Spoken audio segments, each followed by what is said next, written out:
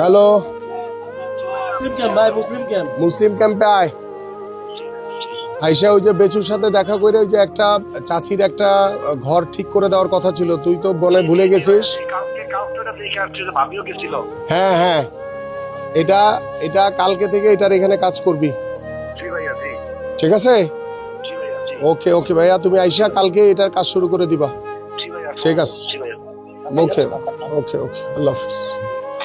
খালা কালকে কাজ শুরু যাবে ইনশাল্লাহ, টেনশন নিয়ে না, অসুবিধা নেই খালা।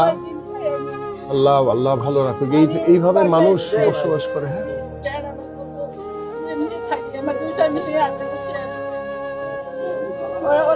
এখানে মানুষ বসবাস করে কিভাবে? হ্যাঁ,